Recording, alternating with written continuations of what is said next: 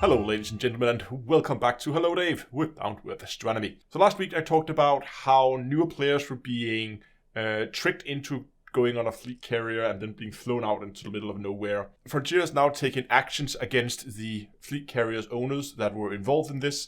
They have, first of all, had their fleet carrier removed from their account, so they don't have a fleet carrier anymore. And they have also been restricted to solo and private groups only, thereby not allowing them to go into open. And they've been told that the actions will not be having any effect on open play at all. How exactly that's going to work, if Frontier can exclude people from having any action in open play, I don't know. And some of the sources around this is a little, I don't know, because it's like screenshots of emails which can easily be faked. So I think it's relatively credible, which is why I'm bringing it up now. I think it's interesting because it's very rare that we hear Frontier taking actions against people using hacks and bots. Also with the whole anti-botting agreement that has been going on and is also getting quite a bit of traction now.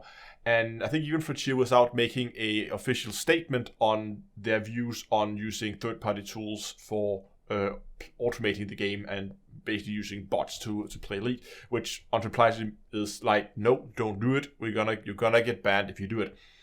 But many other companies will from time to time make a public post where they say, we have now removed X number of accounts from the game due to botting, cheating, whatever. We never hear these kind of things from Frontier. I'm pretty sure that they still do it. Those numbers just never posted publicly. And I think this is why we see this anti-botting agreement showing up now, because a lot of players may have the feeling that nothing is being done about it. I'm not sure that's the case, but at least I think it's nice to see that there's now some focus around it so we can get this thing out of Elite.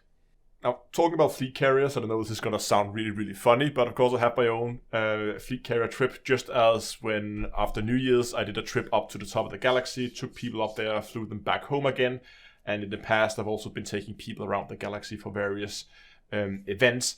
I have been planning the trip out to Colonia, and we're beginning to plan it in more detail. There's been a large request that we bring the cells that you need to unlock one of the engineers, because it's a bit of a pain if everybody has to carry them, because you have to be in a ship that can carry at least 200 tons, and I can see that being an issue, being annoying.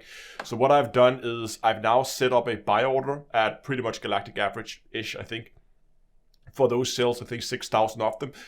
So with that, plus the cells you can buy out there, I hope we're going to have enough that we can supply everybody with cells so they can get those engineers unlocked, both by buying from the stations in Colonia, but also having some spares in the fleet carrier. However, this does mean that I'm going to be a little tight on fuel, being able to go all the way out there and come all the way back. So I've drafted Dongle, one of my moderators. His fleet carrier will be going with us to the Collection of Wonders, where it will be waiting.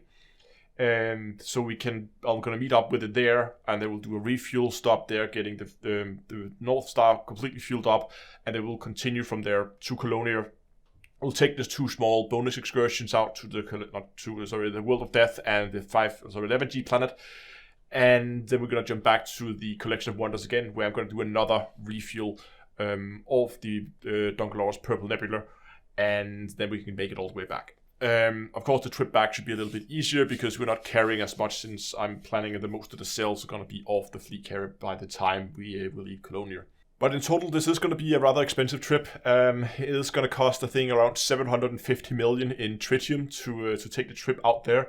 So what I have done, if any of you want to help, I have set up a buy order, both for the cells, so you can help put cells on the carrier, but also for tritium, and that is set up at minimum, so 5% market price. So if you want to help, you can go out, you can mine tritium, and you can sell it to the carrier. It's not going to make you any significant money, but it's just to help get the carrier fueled up. Now this actually nicely leads me on to talk about live streams, because not tomorrow, but the live stream next week on Tuesday is going to be the last live stream before we leave for Colonia.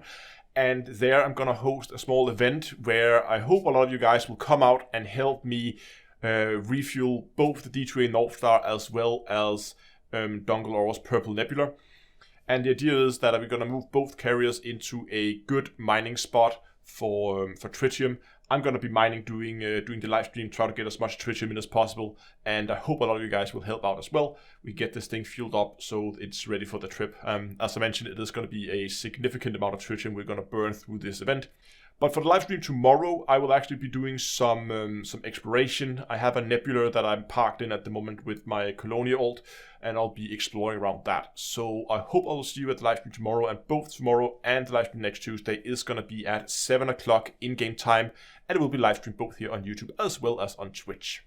So thanks a lot for watching. I hope you enjoyed this video. If you did, give it a like, subscribe, and until next time, I will see you guys in space.